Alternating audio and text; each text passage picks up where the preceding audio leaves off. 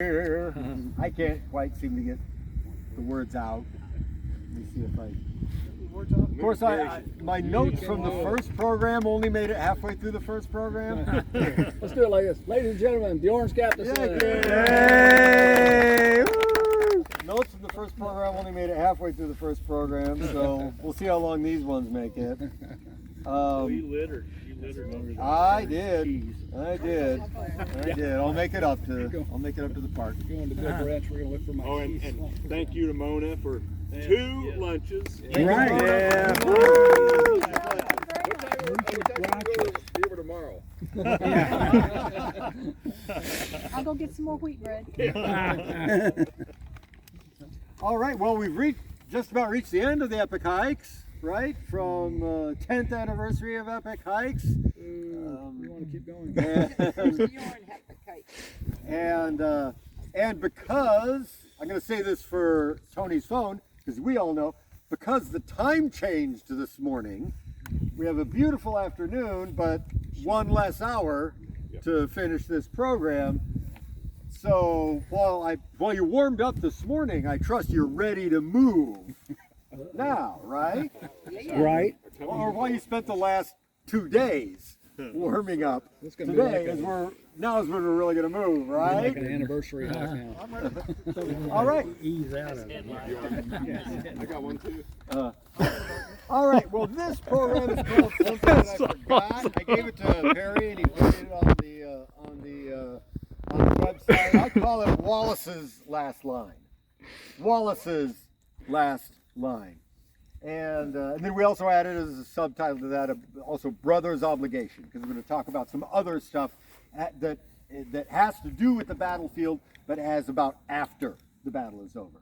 And we're going to be able to use the terrain that we cover, going to use this resource, this battlefield, to tell that story too.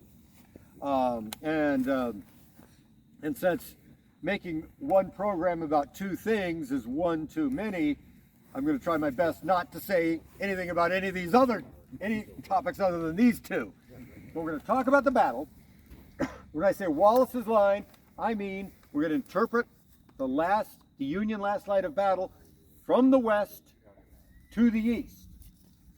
Okay? We've done Grant's last line lots, right? And we always talk about it from here. We go that way, right? Or we go over there. It's here, right? Grant's last line is here because Grant is here. What does it look like if we go down there? What does the last Union line look like if we go from that end of it and come this way? Not much. I'm going to tell a familiar story, but it's going to sound very different. Okay? And so that is the battle story that we're going to tell. And we're going to meet General Lew Wallace briefly. I don't know. We'll do a fair amount of Lew Wallace. But we're also going to find out. We're going to find out what happened to the guys we met this morning by the afternoon. So if you want to, what happened next from this morning's program, we're going to plow right through that. We're going to come down through the area that General John McClernand's division rallied upon. And we're going to talk about that rally, and we're going to talk about things that might have happened during the battle that might have even changed things a little bit. I don't do too much woulda, shoulda, coulda, but I do like a little bit of counterfactual. Okay, based on reason, what might have happened if something. There's going to be an opportunity for that. Remind me if I don't get to it. And then we are going to also cover this ground. You're going to go to the cemetery, and we do want to know something take this opportunity to cover this battleground and learn something about what happened with the dead. What happened with the dead, what happened with the missing. Sometimes I think when we tell battle stories like this, we just try to focus on the operations in order to solve them like they were a puzzle. Yeah. Operational battle is a puzzle, and we try to solve it. But we know that these guys suffer, and we know that these guys die, and we know that their families are devastated and changed forever, and the sources, the resources to tell those stories are not all here on the battlefield, so it doesn't make sense to do a lot of that, but maybe we can find a way to learn something about that on the battlefield by looking at how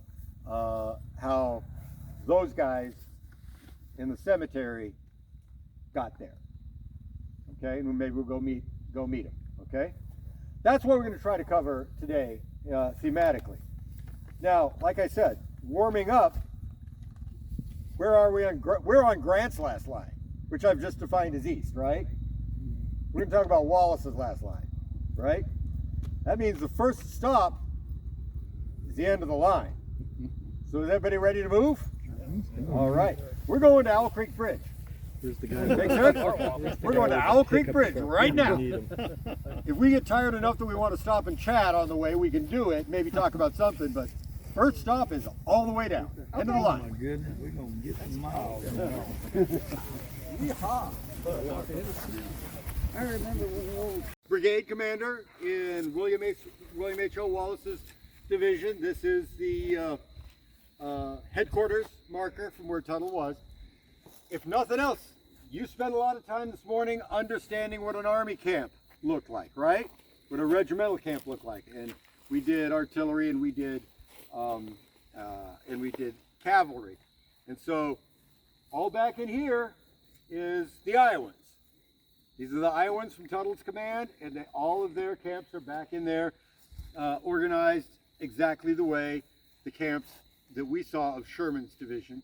And these are the guys, we're not going to follow them around, but these are the guys that left these camps today and went to work to defend the center of the Union line. From there they went to Memphis. From Memphis they went to Jackson. From Jackson they went to Montgomery. I don't know if that's an accurate... These guys never came back to these tents. These are the guys that were caught at the Hornet's Nest. Oh. And this is where they were, and this is where they were camped. One thing from the point of view of the battle, that we could say where the camps play another tactical role in the battle, is that now that this camp is empty, the tents are empty, which means that someone could sleep in them, or wounded could use them. It means that the regiment may have left reserve ammunition. So if, for instance, this were a line of battle over there where you see those plaques, those tablets, and if those guys had been fighting all day and needed ammunition, there's a camp here. Somebody go over to that camp and check it out. Maybe he comes back with ammunition. Maybe that ammunition is exactly what they need at that moment. So, camps are still playing a crucial part in the Battle of Shiloh. And this is something that distinguishes the Battle of Shiloh from other battles, because this is the only major battle that is fought in an army camp. All right? These were the these are the only Union camps that weren't captured during the battle. Was Wallace's division, yeah. Did better. They got And then the like guys. associated, I think there's some things up here that are not brigaded or not assigned to a division that have camps there. The logistical part of the army, certainly Pittsburg Landing, Yeah, right. people live there, but I'm trying yeah, to this sound is like the I know only what I'm part the talking about. Confederates don't get here. I'm trying to sound like I know what I'm talking about. You do sound like we know what you're talking about. Hey, if a regiment was bivouacking, are they laid out as organized as what you described this morning? What, Richmond? If a regiment was Oh, a bivouacking, regiment, yes. Yes. so If a they're all regiment- laid out by company and all that? Exactly. Okay. Yeah, these would have been laid out according to the same doctrine, the same logic. A, Just B, no tents. A, B, C, D. They did have tents. No. I'm saying if a regiment was like the Confederates coming this way, Oh. they were bivouacking. They didn't have a tents and all Right, that right, stuff. right. So are they laid out like do they organize? Likely. Okay. Likely. Yeah, to bivouac, you would probably stop in line of battle. You need to protect, so you'd send out pickets. Right. And then your guys would start building their fires and putting up their shelter halves if they had them, or find some brush, you know. They still stay organized as companies. And they'll stay organized as companies, and if, you know, if the assembly sounds and we need to go, it's just on your feet, pick up your stuff. Bill is here, Bob is here, we're ready to go. Right. All right. Let's go. I think we're about halfway.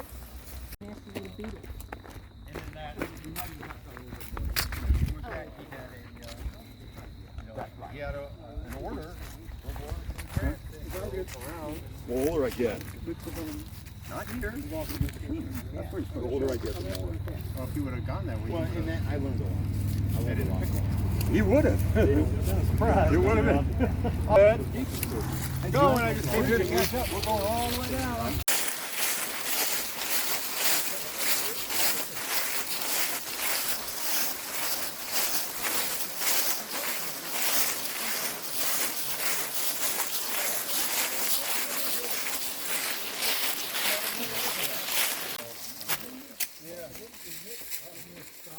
This is the old house in the old Snake Creek Road.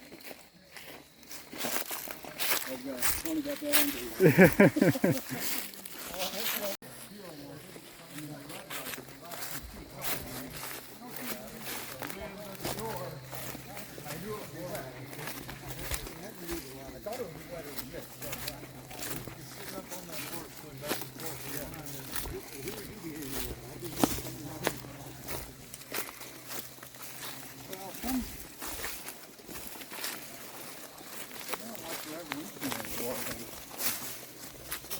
Hamburg and Savannah Road. You've been here. When was the last time you were there? Would have been before Mission 66 detour. Seems like everything happened. A lot of that. Yep. Changed at that. Yep. And last time I was here was a few years ago when Tim organized a blue Wallace hike in the footsteps. So he had his phone and he called the landowners every time we got to private property and said, you know, please put in your dog. Or turn off the electric lights or whatever. And so we have to cut right across the private land and everything. And this is where we came in. We had a little aluminum boat. We put it down in the water right there. Fishing boat.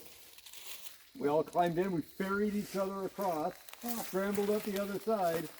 And sure enough, here we were. We had just reenacted Lew Wallace's hike.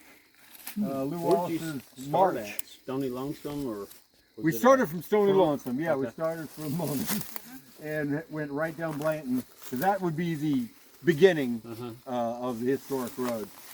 And not gonna recite that entire thing, but I will tell you this: the 12 of us covering the same route as the 5,000 were able to get here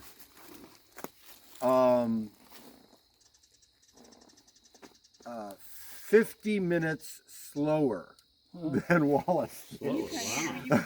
So what was the length of time it took you to get here? I was curious. It would have been from the time we left. We took an hour for lunch. He took a half hour. But we left at about 9 in the morning, and we arrived here at about 5 in the afternoon. Oh, wow. He left at 11. You did the counter march and all that. Yeah. Oh, yeah, counter march, and went up to Mount Vincent, came back from Mount Vincent to Overshot Mill. From Overshot Mill, took the crossover. From crossover onto Hamburg Savannah Road, straight on down, and ended here. And as you are probably all intensely aware right now, here is not the battlefield proper. Here is just, although here is arriving. So as soon as Wallace arrived here, he got to begin going up to the battle. Oh yeah. Oh, you don't have to. You don't want to tell me that. You don't have to. You and all your little You look snake comfortable friends. right now. Sit down here and hang out with the snakes. Yes. Y'all made it in that time, and you kind of knew where you were going. Yes. And he was kind of. And he was sort of fumbling around. So they worked hard, and they traveled fast, and they were not lost. Did you like in any way like figure out if you hadn't taken the detour that you did, detour? Yeah. you did, how long it would have taken him to get here? No, just basically eyeballing it. But I would say from the top, that would be Overshot Mill. So if you went Stony Lonesome to Overshot and then turned onto the crossover, which there'd be no reason for him to want to do that Right, at the the time. moment he got there. Yeah. Then what he would have cut off would have been crossing Snake Creek, going up the hill, not crossing Clear Creek, going up the hill to Mount Vinson, waiting there while McPherson caught up with him and they chatted, then countermarching and coming back down. So that might be 2 hours. Or 2 hours. something like Yeah. Yeah. And then Sure, once they that got would have back to even then Overshot, that would have been time enough to materially change things. probably not. Probably not. Now, so we have found where Lew Wallace crossed the road, and you happen to see it. I trust that you're satisfied that we had a good time, but I'm going to go ahead and talk about something having to do with Wallace now. And it does have to do with Wallace's, one of Wallace's decisions that is controversial. I do not want to talk about controversial decisions that occurred at Trump. At Trump. No controversial Trump. The controversy at Trump. We're not going to talk about the 30-minute lunch break. We're not going to talk about whether he should have left as soon as Baxter arrived. We're not going to talk about whether he understood what Grant said. That's at Trump. We're not going to talk about Overshot Mill. We're not going to talk whether he should have taken the Hamburg and Savannah Road in the first place, because none of those are helped. Learning about none of those are helped by us walking down here. And we walked down here, so we might as well learn what we can from walking down here. And it's this. This is the controversy that we will learn about by coming down here and looking at this. The controversy is that when McPherson caught up with Wallace at what's now the community of Mount Vincent, on the other side of Clear Creek, McPherson said, no. Sherman retreated. You're not going to come in on Owl Creek Bridge anymore. It's just not going to happen. Shunpike isn't going to get you where you want to go. You need to come back. Grant wants you to come back, take this crossover I found over to Hamburg-Savannah Road, come up behind. This is how we're going to do it. And Wallace said, okay, yes, that's how we're going to do it. And then Wallace, with his division strung out in a column of march along a road, had the front of the division turn around and countermarch all the way down past the rear of the division, while the rear of the division stood here and watched guys go by. And then when the rear of the division walked by, they turned around and they went like that. Why then, we ask, could not Wallace simply tell his guys to turn around? Turn around, start walking. How much time could have been saved if Wallace had simply turned around? It might have been about 30 minutes. And so Wallace countermarched. That is the controversy that we are talking about right now. Wallace countermarched. Why did Wallace countermarch? And the answer, I think, is this. Wallace's division, like Sherman's, like anybody else, these are not game pieces that you move across a board and they all move exactly. They're not fungible. They don't all move exactly like they do. And what is the difference between one unit and another? What is the difference between one regiment and another? A major difference is training and experience. At the Battle of Fort Donelson, General Wallace had a brigade of 3 regiments, the 8th Missouri, the 6th Missouri, and at that point I think the 32nd Indiana or something. Yeah. I'm right about that? Yeah, Yeah. the 6th Missouri's not in 6th Missouri's not in there? there. Right. Okay. 8th and 11th, the 11th good old 11th Indiana. Yeah, And this is whatever the Wallace. other was, 8th Missouri, 11th Indiana, and the other one. yeah. Yeah, there we go. And but he fought these guys at Donelson. They were his guys. Also, the good old 11th Indiana. What you and I were talking about, The 11th Indiana, as Tim told us yesterday, was Wallace's regiment. He recruited them. They were Zouaves. They were good. And he knew them. He had them at Fort Donelson. They were his experienced regiment. They were in his experienced brigade. The brigade was the 1st Brigade of the 3rd Division. The 2nd Division, the 2nd Brigade of the division, under the command of Colonel John Thayer, arrived after Fort Donelson was over. And so whatever training they had with the Army was just whatever they could get.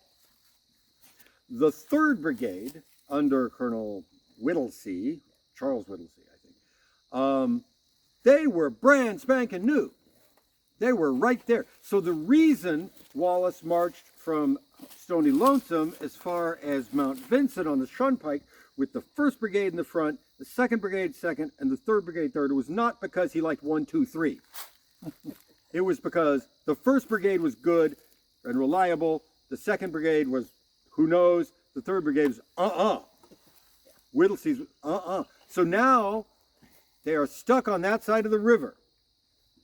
Sherman is falling back. McPherson doesn't know how fast Sherman is falling back. All they can see, and it would have been to their left front as they were standing there at Mount Vincent, is clouds billowing up from Grant's camp. It would have looked as though Grant's camp was an inferno, as if it was on fire and it was burning. McPherson couldn't tell Wallace anything about what was happening there right now. He'd been looking for Wallace for, an hour at least, you know? There's no way I can tell you what's going on over there, but I do know you can't go down the Shunpike.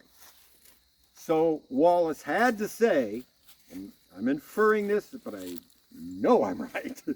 Wallace had to say to himself, if I have to fight my way across this creek right here, I need my guys.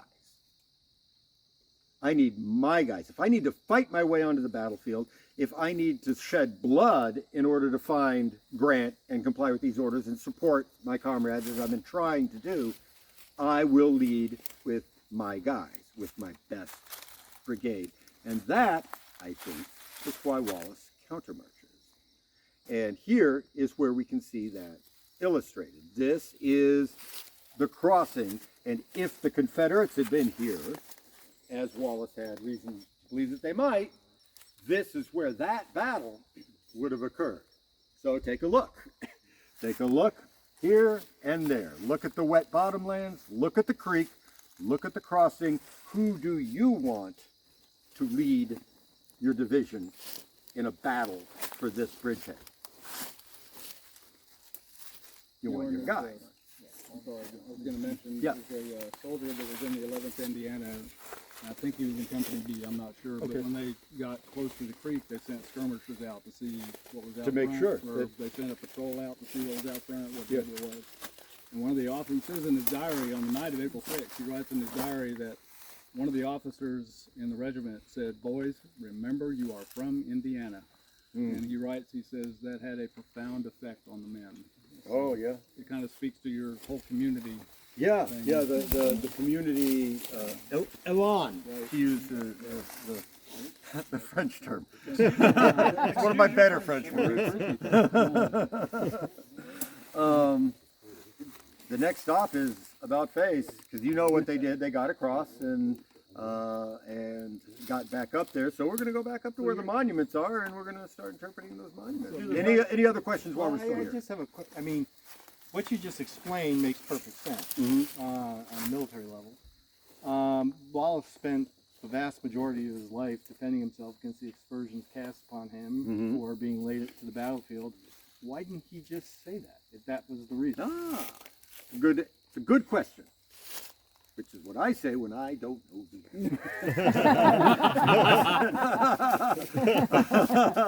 answer. That's a good question.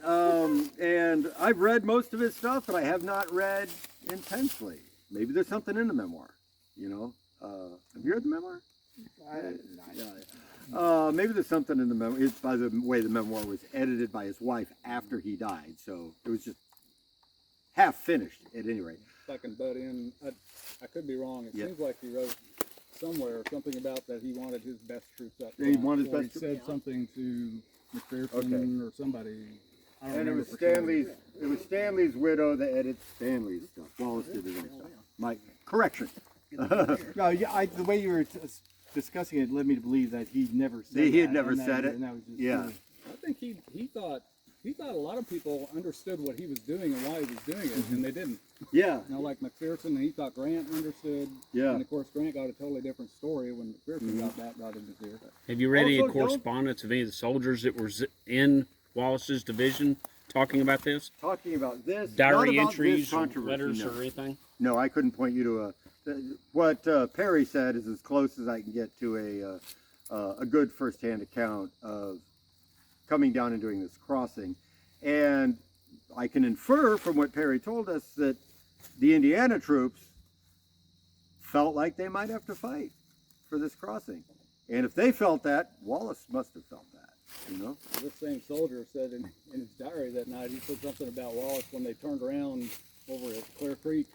He Yeah. said something about how Wallace didn't want to risk battle, or so I forget how he phrased Right. it, but he was kind of critical of him. I was kind of surprised by that. But, Okay, yeah. But very that's just interesting. one guy's opinion. Yeah. I mean, it but looks like somebody would He have, was in the you know, ranks. he would have had defenders from his own units to say, hey, look, we're Grant's saying is wrong. I mean, Yeah. we got there as quick as we could. yeah. And here's why he did this. I mean, Yeah, we right. couldn't have got there any quicker. Yeah. Mhm. No, they couldn't. have. No, that is something you do here. We couldn't have gotten there any quicker. This was not that. They really couldn't You have. see that. I think you proved that on your hike. I couldn't have gotten there any quicker. Was it dense like this in woods, or was it Down like here it open was, yeah. fields? Yeah, down here it would have been slosh. It had just been Oh. rain. That's You pretty. can see this gets over, the water gets over this bridge. There's trees and stuff that's washed over in the corner of it. Yeah. I mean, it gets full. And the creek flooded. That creek is flooded, and this creek is channelized. And so that was a different creek than this creek, which is the same place. No, Owl Creek. There's a reason why Owl Creek. This is the reason why this was planned to be the graveyard of Grant's army. We might as well look at that here too. Johnston wanted to turn the left flank of the enemy, push them into Owl Creek, not into the river, into Owl Creek. Welcome to the Owl Creek bottoms. Where are you going to get up your artillery? Where are you going to get your reserve ammunition? How are you going to fight with your back to this creek if the Confederates could sweep them down into this area? Yeah. Hey, let's let the sun chase us for a little bit, and we'll talk again when we get up to the rocks. I'm saying. Remember, for both Union and Confederate forces, it's very important to keep contact with Owl Creek. Okay? Imagine we were with Tim yesterday. William Joseph Hardy, who had Pond's brigade, one battalion of cavalry, and one battery of artillery. His job was to be in Jones Field, cover Jones Field, all the way to where we just were. Okay? No, absolutely not. It is physically impossible, even in a skirmish line, to cover that much space. So the issues with both sides, keeping communication with contact with Owl Creek while keeping communication with the people on the right, were truly unreasonable for the people that got those jobs.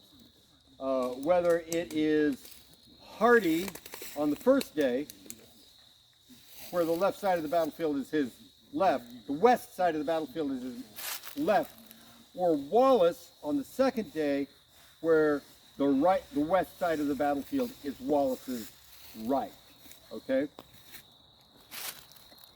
Even when Wallace attacks on the second day, this is his right flank, which they would have ended down there, where we can see it. Somebody else has to cover the rest of the way to the bridge, and that has to be covered then with patrols, cavalry vedettes, patrols, maybe sharpshooters. He has these 14th Missouri sharpshooters he can use, but it won't be a line of battle. It can't be a line of battle.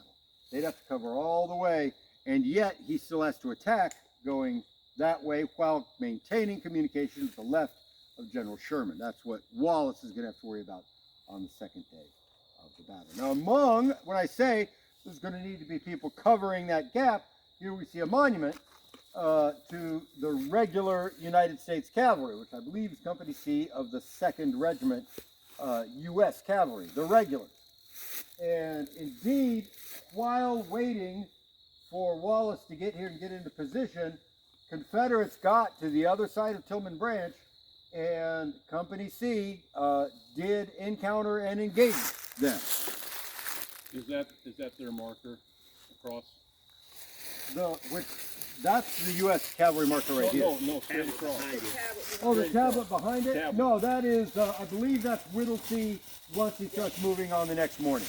Okay. One of those oval tablets, which means the activity heard on. That way. Huh?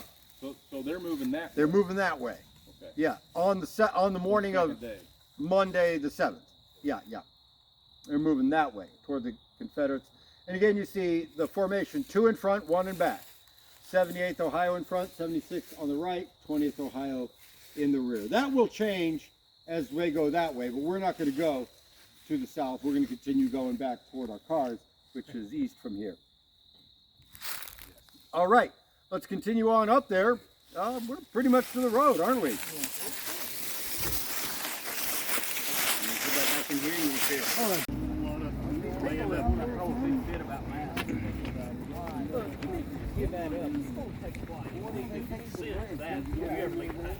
That ain't your point.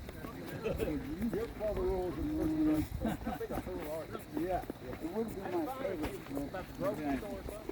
About just miles in on my hike. That's about what I did. Company G was pretty much a whole Creek County. It was several in here.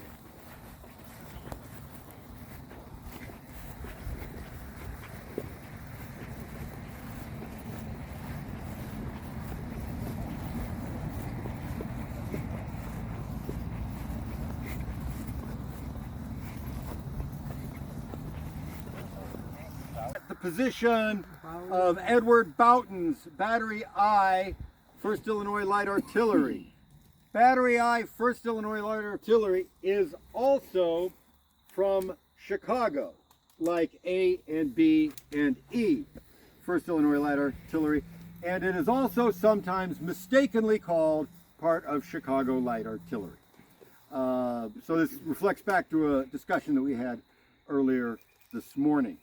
Now, the captain of the battery, Captain Edward Boughton, 27-year-old businessman and entrepreneur in Chicago, another one of those guys whose qualifications for commanding a battery are "I'm rich," he did get a guy named Albert Cudney to be his first lieutenant, and Albert Cudney was an experienced officer from the militia company, from Taylor's militia company, the Illinois Light Artillery. So I can tell you that Boughton's battery did have the benefit of the knowledge and training that came from having a respected member of Ezra Taylor's Chicago Light Artillery as part of the battery. Now, the battery itself is a really interesting project, and again, it's part of that vanity project. These vanity projects that you sometimes see rich men trying to do. Of course, we had earlier this morning, we talked about the Legion, right? Bradley's Legion. He was going to have infantry and a cavalry battalion and a battery of artillery, and the Army said, "I don't want that. Just give us the battery of artillery. Take the infantry yourself." That became Waterhouse's battery. Boughton had his own wealthy man's plan for how he was going to save the Union. His own Bruce Wayne Batman plan for how he was going to save the Union. And he was a really brilliant guy, entrepreneur. And he envisioned a regiment of engineers and mechanics that he would pull together from all the northwestern states and create an elite engineering regiment, and he would command them, And part of his entrepreneurial bent was he was an engineer. So he wasn't just a guy who moved money around. He was a smart guy. And so he put up the signs, he put ads in the newspapers. He said, all of you engineers and mechanics and artisans of the Northwest, Ohio, Indiana, Michigan, Wisconsin, meet me at Chicago and we're going to make an engineer regiment. And they all came to Chicago and the Army said, we don't want it. And so these guys are all in Chicago to volunteer with Boughton, and Boughton's got nothing to do. Most of them say, forget you, Boughton. But he's got about 100 guys that want to do something, and he says, all right, if I can't make an engineer regiment, I will buy an artillery battery. And he starts organizing them into an artillery battery, and he has already designed a cannon that he intends to make, his own self-designed cannon for Boughton's artillery battery. Some of this is starting to make a little sense. The cannon's a no-go. The Army says no. But for an artillery battery to be manned entirely by people who are already skilled tradesmen, mechanics, blacksmiths, all the things that an artillery battery, okay, yeah. And then he goes out and gets Albert Cudney to train them to become artillerists. Yes, okay, things are starting to come together now. As long as Ed Boughton can play ball with the government a little bit, he can make a pretty good artillery battery with this kind of stuff, And that is eventually what happens. They come together, they don't get the specially made Boughton gun, they get 6-pounder cannons, just like everybody else draws from the arsenal. But he also has experienced teamsters and all the rest. Like Waterhouse's battery, this takes time, and when Boughton and his battery arrive here, like Waterhouse, they are much better at serving the guns than the horses are at being trained. And seriously, training horses for this kind of thing is a serious business. I'm talking about 6 months of training. I'm only guessing, but watching and reading about well-trained artillery batteries come online, I'm thinking 6 months of horse training, along with the men doing their stuff. Gosh, what else did I learn about horses this morning? Want to get front and center? Well, you told me this morning was really emotions. useful. Yeah. Would How you they be feed willing off to their take- emotions? Yeah, would you be willing to give me 2 or 3 minutes and tell everybody about what you know about training horses and the communicative emotions? Yep. Please do, because it would totally Okay. benefit us here. When you're working with horses, if you're just a little bit on the sketchy side, they're going to feed on it, and they're going to feed on your anxiety. So if you're out here in a battle and you're scared and you're anxious and the horses know nothing, they're feeding off of it and they get 10 times worse than you do. So if you're afraid of the animal and you're afraid of the battle and you go to handle that animal, they start rearing up and spinning. Guess what? They're going to get away from you. And they're hearing, a dog's hearing to us as a horse is hearing to a dog. So you can imagine how loud that cannon fire sounded to them and the musketry. And they don't see in 3D, they see in 2D, so everything's flat. And everything's 3 times its normal size to them. So that cannon's huge. It's 3 times bigger than what we're seeing. And it's going bang! 20 times louder than we're hearing it. And then the guy's trying to control it from running away. And he's afraid of the battle, and he's afraid of the horse. That causes a big mess. Big mess. You have to have total confidence. You can't be afraid of the animal. And if you're afraid of the battle and the horse is acting up, you're going to be sketchy even if you're not afraid of the animal. And they'll hear your heart pounding really fast, and they feed right off of that too. And they can get real woohoo! And you're going to get hurt, because if they're rearing up to spin and you're trying to stop them, they're going to pop. They're going to box you right down, right in it. They'll go right for your head, bam, knock you right down. And that's part of the cavalry moves in the night, when they would rear up and the horses would do this, because that's how horses fight. They rear up and they go like that, they try to grab the head, bring you down. So they'll do that too. If you're afraid and they're afraid, best thing to do is just stay away from them. Let them run off. They'll go back to where there's food. They always do. They go back home. All right, thanks. And for the benefit of Tony and the folks watching, could you announce yourself? Give us your name for the folks. I'm Linda Poirier. I've been around horses since I've been 4 years old. I've been training them professionally for show rings for over 30 years now. Thank you, Linda. Very good. You're welcome. Thank you, Linda. Makes it easy on me. But Linda's totally right. I mean, what she's saying totally reflects the historical record.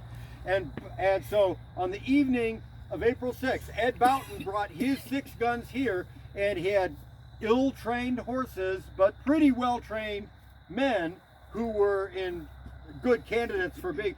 And so he had them lined up here, and Ketchum's battery, who we met yesterday on Ponds Walk, remember? Ketchum's battery shooting this way. That's who's shooting at you right now. And that's who these guys are shooting at. And an artillery duel evolves between Ketchum's battery and Boughton's battery. By the time that happens, the only infantry here are thoroughly exhausted and disorganized Union infantry who are milling around back here. And sure enough, yeah, Ketchum's overs are going right among those guys, which does not help them get organized. So it's crucially important in that moment, before Wallace arrives, it's Boughton and his battery who are here providing the last fighting against the Confederates on the other side. You and I know that the Confederate infantry has gone to capture the Hornet's Nest. They don't know this, okay?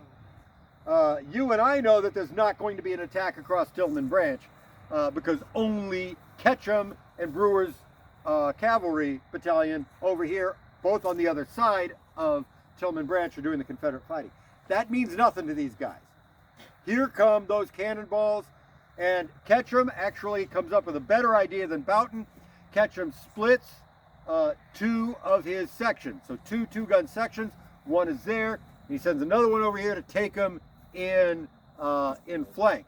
And indeed, in so doing, Ketchum's 4 guns overpower Boughton's 6 guns. It's kind of fun to read Boughton's report because he calls this the Great Artillery Duel of Shiloh, because he thinks he's been shot at by like 30 cannons. In fact, he outnumbers Ketchum. Ketchum's just got the better plan. And so it's an artillery duel. So they're using some shell, but they're also using solid shot. You're going to use solid shot because you're trying to shoot the other artillery piece. You know, if you could explode a shell over our heads, it might kill some of us, but others might run up and continue to serve the piece. So that's one of the reasons why they're still using solid shot in the Civil War. Don't think of solid shot as being absolutely obsolete. Solid shot does a lot of great things, even in the Civil War. It'll blow a door open. It'll sure do that. And also, you take solid shot, even round solid shot from an outdated piece like this, you shoot it in front of your target, and it will bounce up to your target. And these things will become 10 pins in a bowling alley. And those 6 pound lead balls will come up here, and if they hit the cannon, if they hit the trail, if they hit the wheel, those things will splinter, and that cannon will go bump, and it will be done firing for the day. So this was really a terrible place when, at dusk on April 6, 1862, just like now.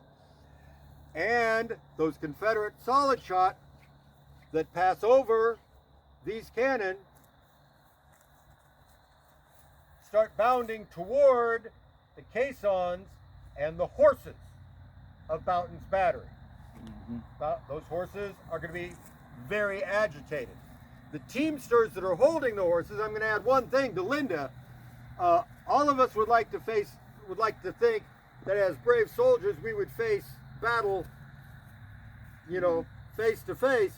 The job of a teamster is to turn his back on the enemy and hold that 2 horses. And so their jobs are to stand in front of the enemy downrange and show them your back. And just stand there as calmly as you possibly can. That's the first part. Here's the second part, and I'm not gonna name anybody because I don't have their names on the top of my head, but these Teamsters are gonna be standing here. And one of those, and this happens, I have an infantryman who sees it. And a solid shot comes bounding across here, shooting across here, and it strikes a horse. And it dismembers and disembowels that horse. And it does not kill that horse. And that horse reacts the way you would expect it would when it is mortally struck. In fact, the same infantryman who was laying back there said, I happened to see a horse standing right in front of me. He was struck broadside with a 6-pounder, and it just totally exploded it. And the horse was still standing after it, with everything out. And he said it just sank to the ground slowly, and it was the saddest thing I had ever seen. That poor horse. Now, when that happens to a horse in the traces, first thing that teamster has to do is put that horse down. He's got a pistol for that. Then he needs to take out a sharp leather knife, and he needs to wade into that stuff.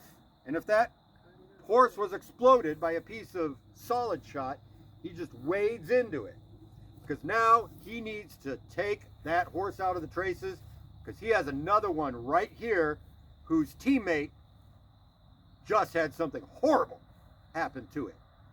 And he needs to be standing next to that panicking horse in the viscera of this horse, and he needs to cut that thing out of the traces. That's his job.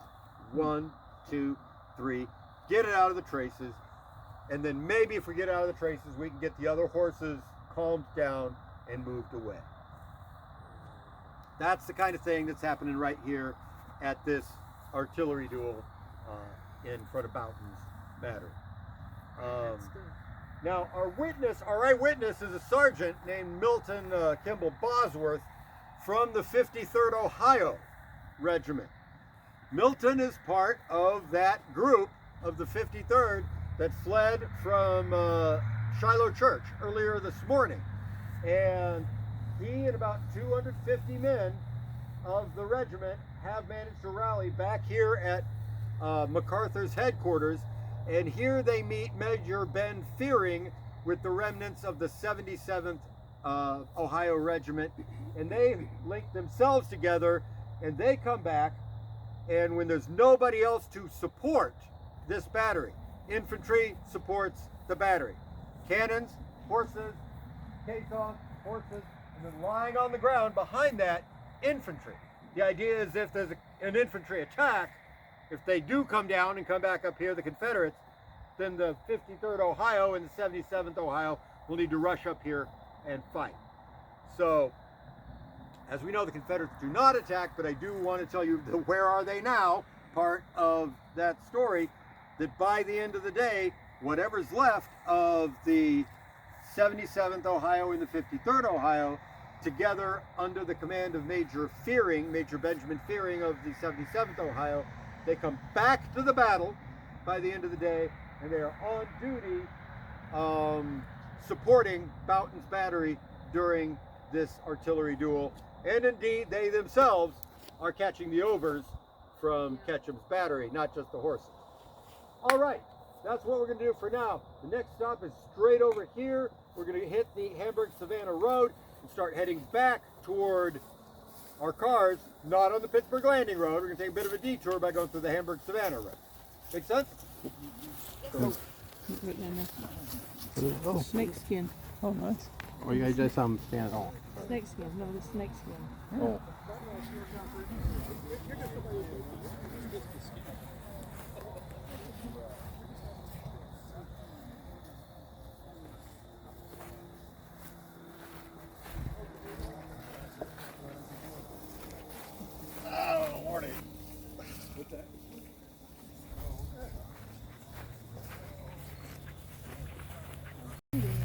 Yeah. You don't mean that. I think I've seen it. Yeah. I'm not gonna be in this picture. With the weather. this year. Almost every year you've been. Yeah. You know, as much as it rains, and they talk about it.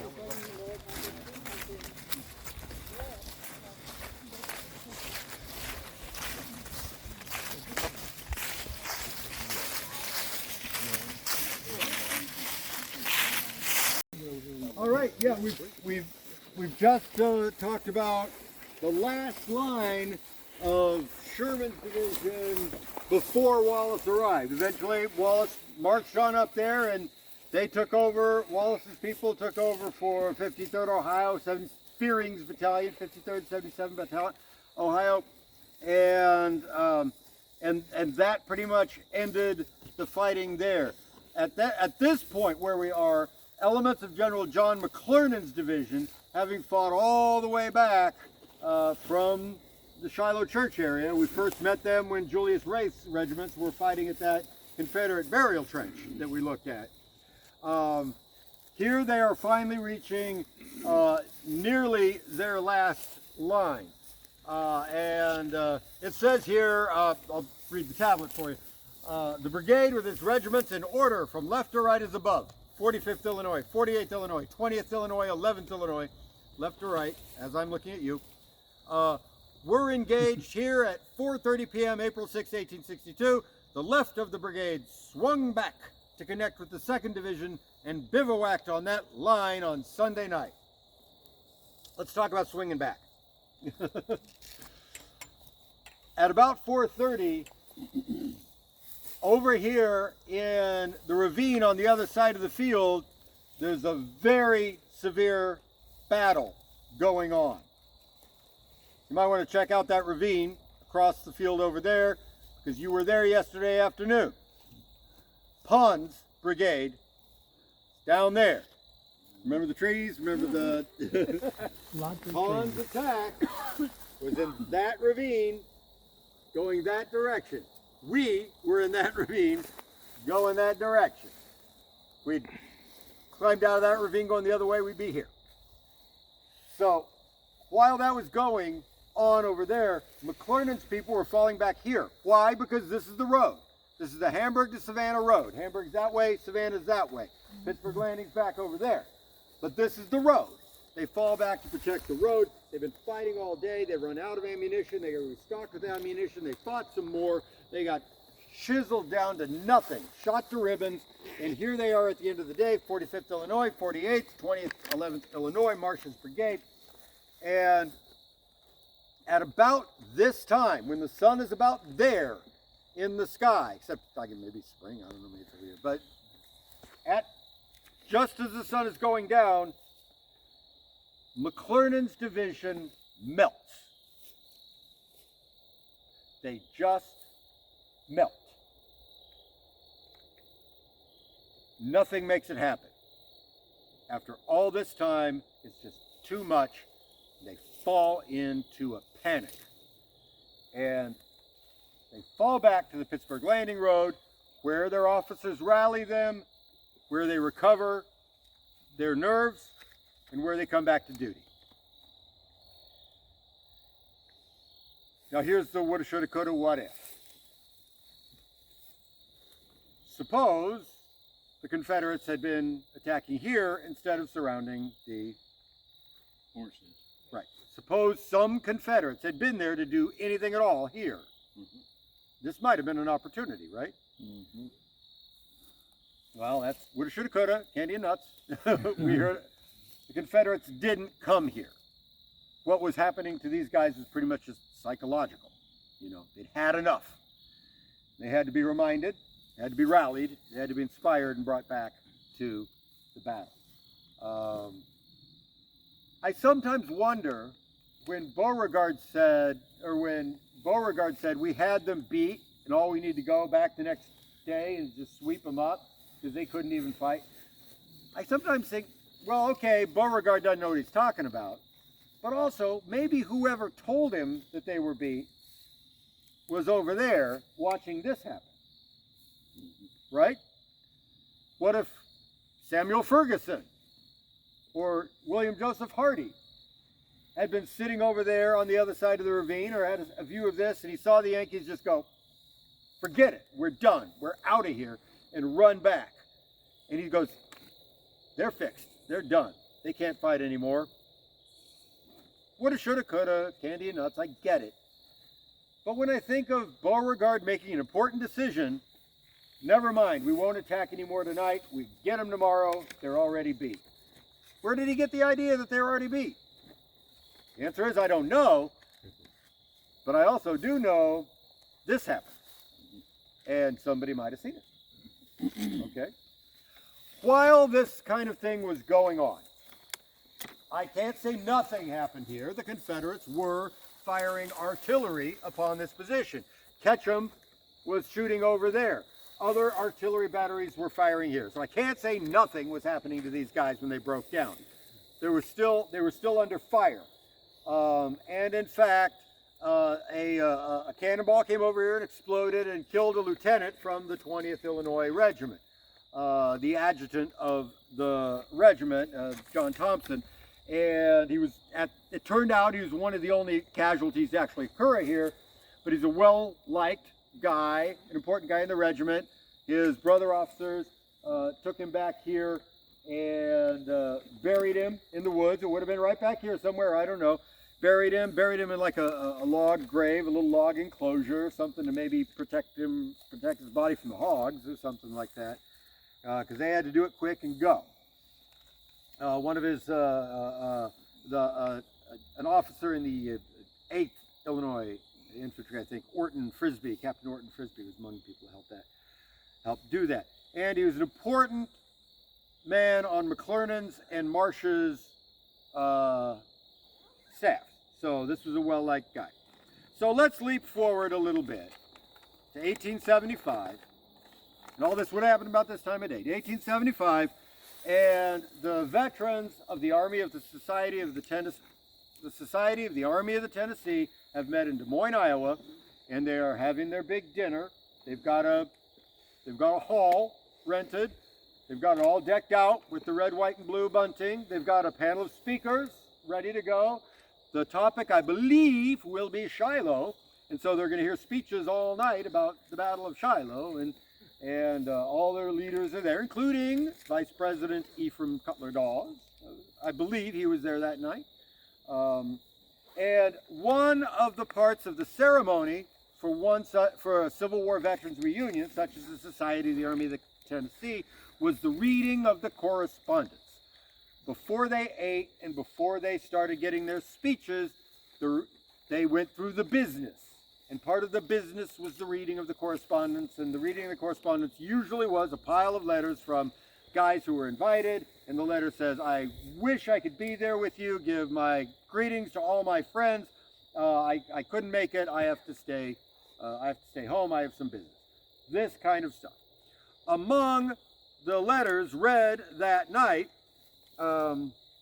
at the Society of the Army of the Tennessee, Providence, Rhode Island, September 14th, 1875. Dear Sirs, the adjutant of the 20th Illinois Volunteer Infantry, John Ed Thompson, was killed at the Battle of Pittsburg Landing, or Shiloh, about sundown on the afternoon of April 6, 1862, and buried on or near the spot where he fell. I have corresponded with several persons with a view to learning the locality of the grave, if possible. One, Mr. Orton Frisbee, a fellow officer, I think, assisted at the burial and described the manner of burial, namely that he was buried in a log grave, and when buried was rolled in a tarpaulin and a piece of tent cloth. I have lost track of Mr. Frisbee altogether.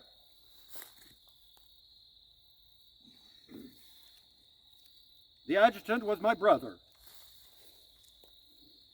I am now treasurer of the Providence Western Land Company, owners of lands around Denison, Iowa. I expect to be in Denison this fall or next spring, and will doubtless visit Des Moines also if someone of the committee or some member of the society resident in Des Moines will interest themselves in the matter of my brother. Learn what they may and note it down and communicate it to me. I will visit them in Des Moines. if you will publish this letter to the society at its meeting, you will confer a great favor on the writer and his family. I had the honor to be a member of the Army of the Potomac under Generals Burnside and Grant. I was a lieutenant in the 13th New Hampshire Volunteer Infantry. Very truly yours, S. Millet Thompson. So we can see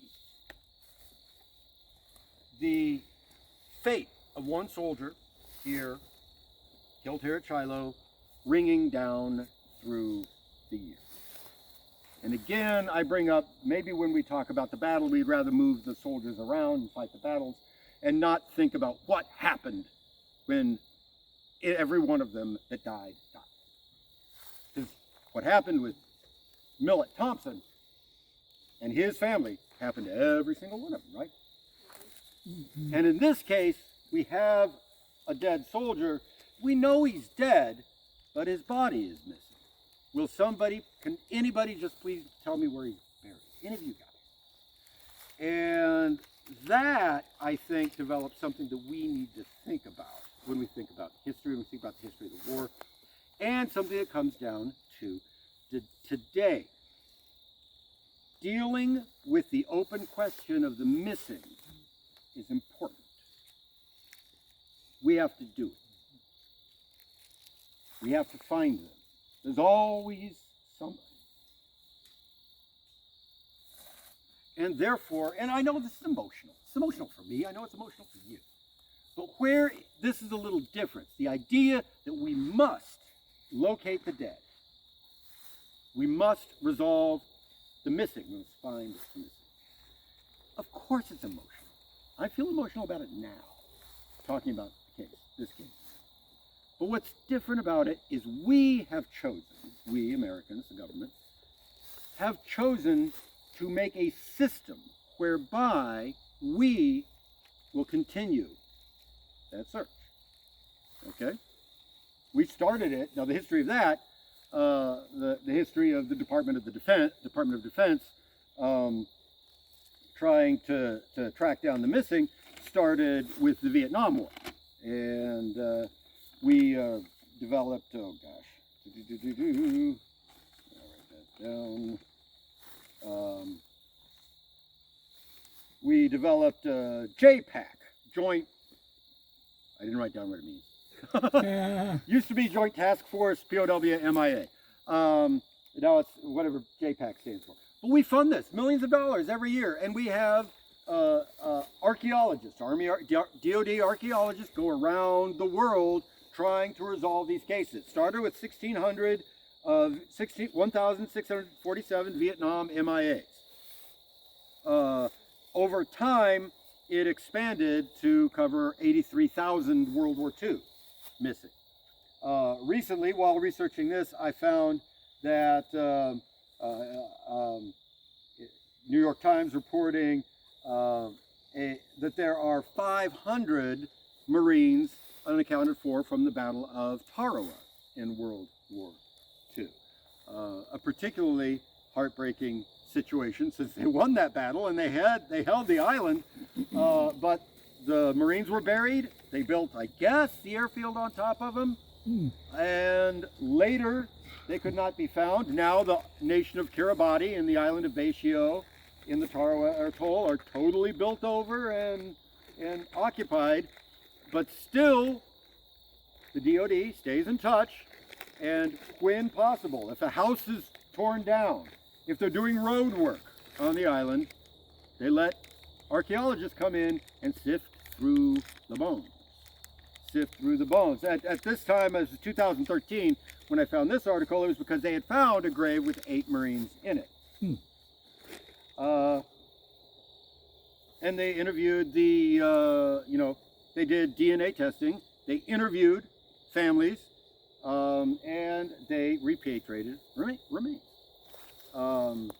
And so this is still, even though we're talking about the Civil War right now, this is still a system that is in place right now that reflects back to the trauma created, that even involves the trauma of the Civil War. Part of this study I did find is psychologists study the effect of multi-generational trauma. Multi-generational trauma.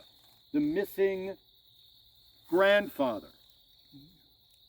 The grandchildren will still feel the trauma over that. Why? Because grandma, you know, she waited all those years. She wouldn't believe that he was dead. He would come home someday.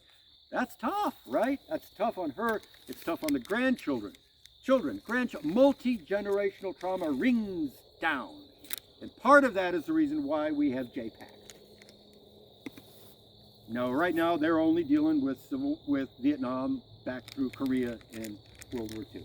And that means they have 83, about 100,000 cases. So they're not going to get to the Civil War. But multi-generational trauma. Don't think that it's just sad that the soldier died. That death rings through the community and it rings through time. And it hurts. All of those waves of trauma. Think of it as waves, maybe of a rock thrown into a pond and the waves come out. And all those waves are trauma that hit something and can hurt it. Those waves can hurt generations gone by, which is why we try to solve these cases. That's why we have JPAC. Because the soldier's dead. But it matters to bring him home. Okay? We are going to continue on down and find a burial spot so we can do a little more of the nuts and bolts of the battlefield collection of the dead. Okay? Head on down the road. It's kind of funny what he was talking about was what you were talking about, the unknowns and the names. At the end of the day, to these Union camps, they're graveyards. They created the need for a lot of graves on April 6th and 7th. And these guys had to go out onto the battlefield, the people from Veach's command, right here, and we're near the camp of the 44th Indiana Regiment. They needed to go out where they fought. 44th Indiana was over here on the Hamburg-Savannah Road in the ravines, Wickerfield, that area. And they suffered greatly over there. Oh, they fought in the Hornet's Nest too. They had to go find those bodies, bring them back to camp, establish a camp burial ground. And the burial ground for those guys should be back up in here. And so, let's check out, can we check out a map? Let's find Veach. So we're losing light, so I don't want to walk into the woods. This is not. We've done a flashlight hike. Yeah. No, we're down there. That was your touch-up work. All the teams, and the graves. You guys are. It's short.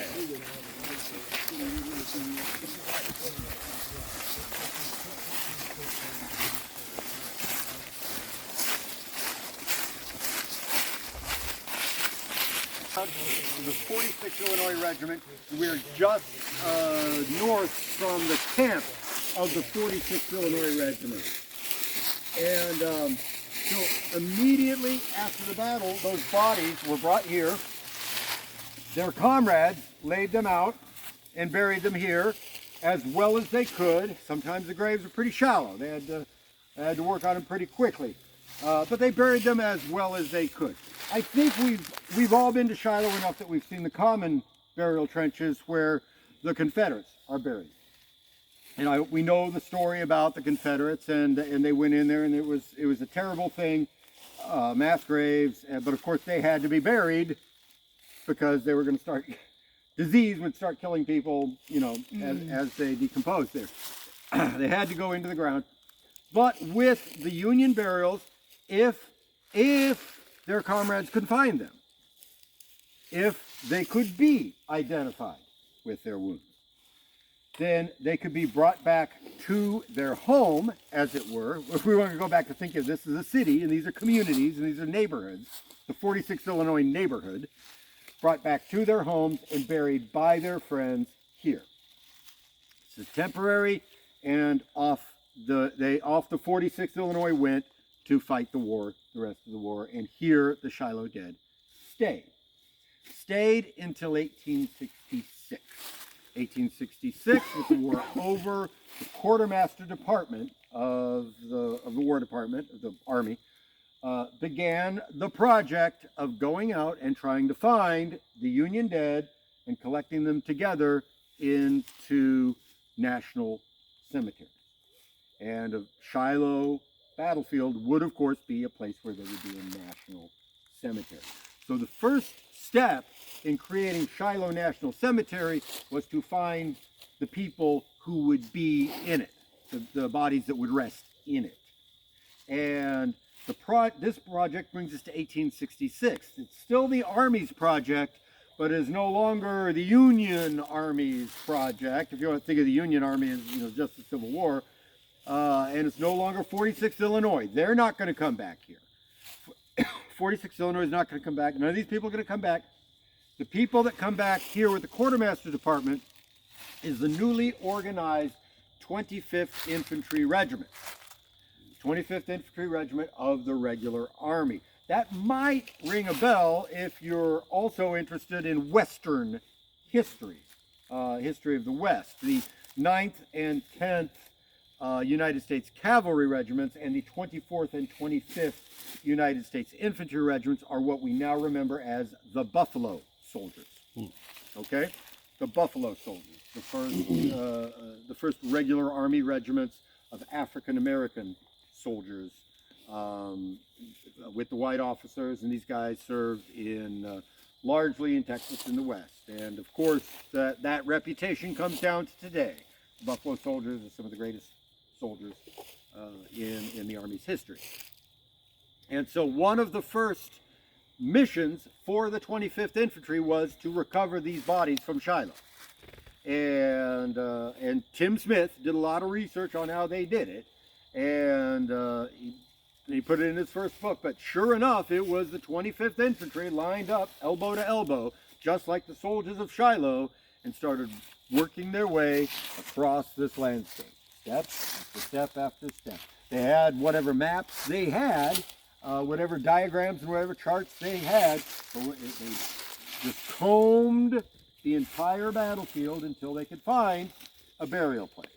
And then once they found a burial place, then they could exhume the bodies. Once they started exhuming the bodies, of course the bodies were decomposed, and most of them had nothing left to identify the person as an individual. But the bodies had to be exhumed, placed into what Tim describes as strong boxes, iron strong boxes, which is compelling to me because he's not talking coffins, he's talking boxes. And so we can probably imagine the soldiers of the 25th just doing their level best to unearth the remains of the 46th Illinois, get them as separated as possible, but it might come down to a skull here and a skull there, so there's an arm here and there's an arm there, and there's an arm here and there, and then they all go into the strong boxes. If there's anything on the soldier to identify it, they would record that, and put it in, and then maybe they could identify that strong box. It might be one of the few identified burials in the National Cemetery. Also, the possibility, if they could find a regimental cemetery, such as this one, that they knew the guys were all one regiment, that when the cemetery was organized, when they reburied them over there, they might be able to come up with a regimental burial plot, which we will see when we get to the cemetery. We have wide open spaces and designs of burials of United States soldiers, but we also have the burial plot of this regiment and that regiment. We have a symbolic burial plot of the 16th Wisconsin Color Bearers. So we're going to see those in just a minute. But this is the project that the 25th Infantry is engaged in, and as they recover the bodies of the Union dead, of the United States dead from the Battle of Shiloh. If we were to include this episode of recovering and burying the bodies as part of the Battle of Shiloh, then we could no longer say, as we have often confidently said, that there were no black soldiers at Shiloh.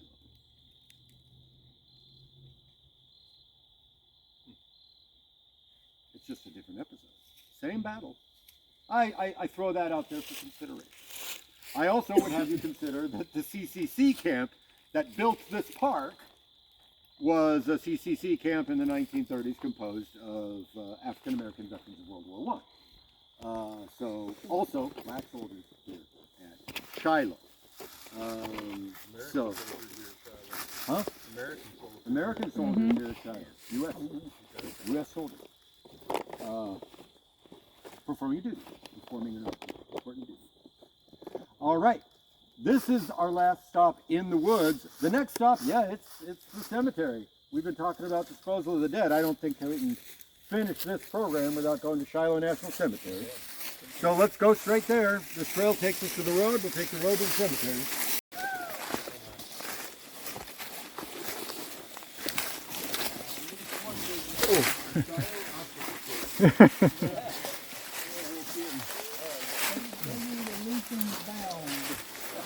Superman style, Batman. Lots of vines on the tree here. Whoa! I'll close that off. Oh, you did? Because I knew it was going to fall off. There's a hero right here.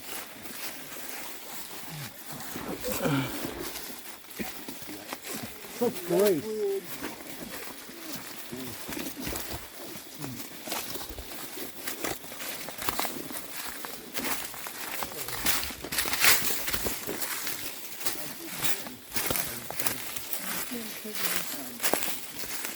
Yeah. There was no trees. All right, we're pretty much near the end.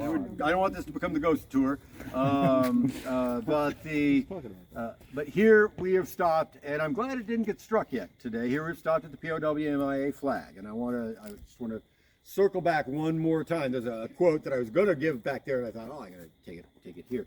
And it's one of those Tarawa Marines, and I think it is going about one of those Tarawa Marines, and I think it's going to apply to what we're doing, to what we're seeing now when we look at the creation of the National Military Park, what we think of the plea from Millet Thompson to the veterans in, that light? Yeah, good. Oh, thanks. And so this is from Dino Zizzetti from Chicago, is this old fella who's a brother of one of the Tarawa Marines that I read about. And when we're talking about the multi-generational trauma, how long it lasts, and Dino says, for me, it would be the best thing I could do in my life if I could get my brother back to my mom. And again, he told the story of how the brother was missing, so the mom would never give up that he would come back someday. She would see him in newspaper articles and pictures of Marines, and this goes on and on. They could never identify him, find him, bring him home.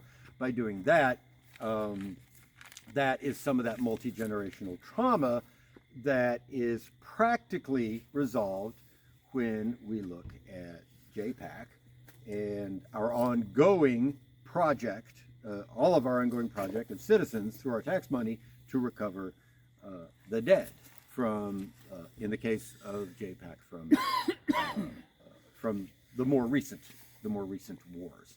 But here we have the final resting place of the men who were rescued from their temporary burials by the 25th Infantry and brought here and laid out in Shiloh National Cemetery.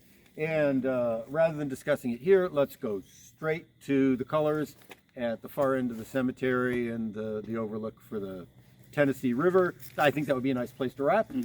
So let's head on over and take a final look here. Move to the siege gun battery, and there you can see it to this very day. Is that the short and stubby one? Yeah, It sure. is. 8-inch naval howitzer. Great big boomer.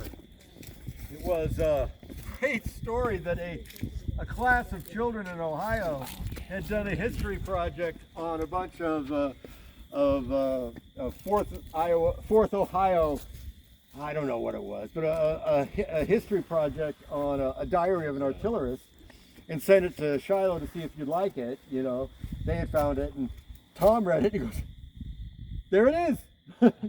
There's the cannon. There's the 6th cannon from the 5-gun battery of the siege gun battery. 5 24-pounders and a 64-pound naval howitzer firing at the Battle of Shiloh. Get it off here, get it to where we can use it. Okay, They made that puppy bark. they made that puppy bark. So here we sit at the Pittsburg Landing, and the stars are coming up, and the moon is out, and the colors are still up. I guess because the threatened weather or something, maybe they decided not to strike them tonight. But here we see the Shiloh National Cemetery, and I'm standing here in front of 6 graves. And in this case, I want to make a little point about the cross of symbolism with sentiment and actual versus actual practical burial. The color guard of the 16th Wisconsin Regiment, 1, 2, 3, 4, 5, 6, they all died in the battle. Okay, that's Jim's regiment. Okay, everybody, so hold on, don't tell Jim. But they all died in the battle, and they were all brought here and buried, and it's such a good story, right? It's such a good story, and they are dead. They died in the battle, that they arranged the headstones here so that the color guard could all be present together to tell that story of bravery and sacrifice of the color guard of the 16th Wisconsin Regiment. I confidently stand on the grave now because I can confidently tell you they're not there. It's just headstones. The bodies are buried with the rest of the 16th Wisconsin in the 16th Wisconsin section. So the design of the landscape is meant to create a feeling of awe and solemnity. And this is part of it. And we need to always keep that in mind. We absolutely must appreciate the sentimentality and the real feeling of the cemetery, and at the same time keep our minds open to what is presentation and what is presentation to create a feeling, and what are the practical burial places. I don't have any disregard whatsoever for these gravestones, but as a historian, I want you to know that the bodies are not down there. The bodies are where they should be, with their comrades in the regimental section. These are for us, and I think they serve a good purpose for us. It is important for us to stand and look out over the Tennessee River at dawn or at night with the moon behind us and appreciate and have that moment where we, in solemnity, appreciate and thank the services of the people who gave their lives here. And a good presentation of headstones is a wonderful way to do that. An appropriate way, if you ask me. This is just one of those things, in my opinion. But also, they're not here. They're over there. Now, if we move along here, we're going to see the actual fruits of the labors of the 25th Infantry Regiment. Now, these are the headstones of the soldiers who were brought off of the battlefield. And as you see, most of them are numbers. Most of them are numbers because these are the unidentified burials. Over here we have the some identified burials. And again, at the moment, I'm confident that I'm not insulting any of these bodies by standing on them, because we know that the bodies were collected in strong boxes, more or less square, and just planted underneath the headstone. So the mortal remains of the soldiers are pretty much confined to the immediate headstone. And here we see the concrete pillar, which tells us the regiment that these guys belong to. It's the 58th Illinois. And so the 58th Illinois burial trench is out there, and they were brought in here, and they were identified, and they were buried here. We can move all the way down here.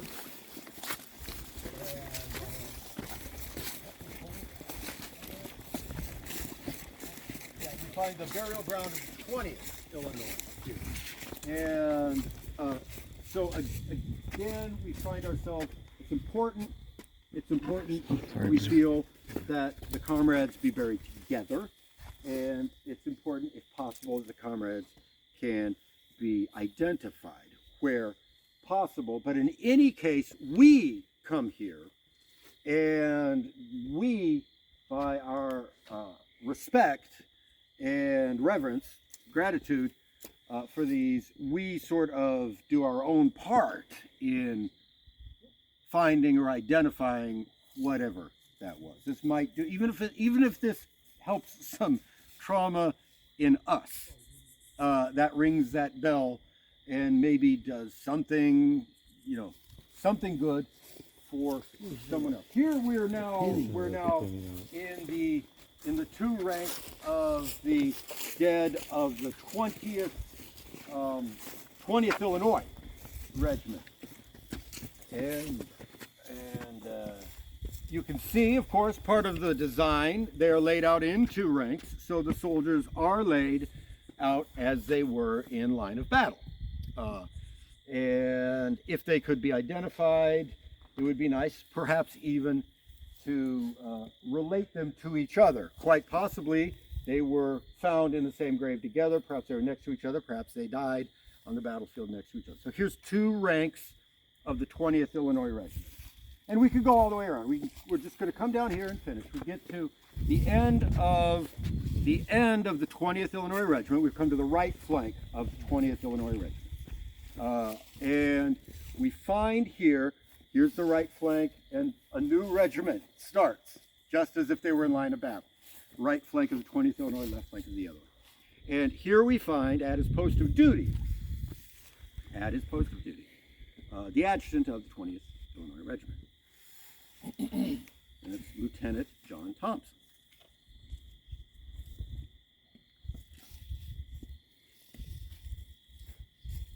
So here we see that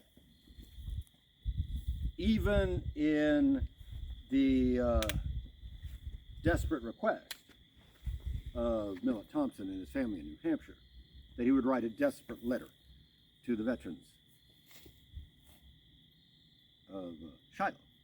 Can anybody help me? There had already been a system in place. There had already been a system in place to find and identify the body, because it matters. All right, thank you very much. If anybody has any questions, we can do questions. Do you know if the brother was ever notified? I do not. So don't know if they ever visited anything? No. Don't know if Millet Thompson ever came to visit this grave. What are the pennies for? The pennies is something that I believe is just, some people do that as a symbol of respect. I've been here. The coins mean, different coins mean something different. A penny means that you visited. Uh-huh. And as they go up, they mean, a higher denomination means that you served with. Another higher denomination, like a quarter, means that you were at where they died. Okay. Oh, that's good information. There's 4 of them, but I can't remember what the 4 denominations are. But yeah, if you see a quarter, that means that whoever put it there was with the person when they died. When they died. Okay. Okay. Thank you. Never heard that. Thank you very much. Yeah. So yeah, we've managed to get to the end of the epic hikes. Perry, if you're here, I have my own Shiloh ghost story now. So thank you very much for inviting me. Thank you very much for bringing me down. And if you have anything for us, I just wanted to say real quick, mention at the beginning of the day that about the human element of not just Shiloh, but just warfare in general, really. And this we've seen today from Bjorn that it's an emotional story. It's a tragic story. Warfare. Mostly it's a human story, and very few people do as good a job as Bjorn Skaptason at reminding us about that. So thank you. What are you going to talk on next year? That's my question. All right. Well, I don't know. I need to look at the map and see the deepest holes. Try to figure out where the most down trees are. Some mud holes. We'll figure it out. Well, Tim seems to know. Tim knows where it is. Yeah. We'll figure it out. And I'll get together with Perry, and we'll come up with some good programs. I'd be happy to join you next year.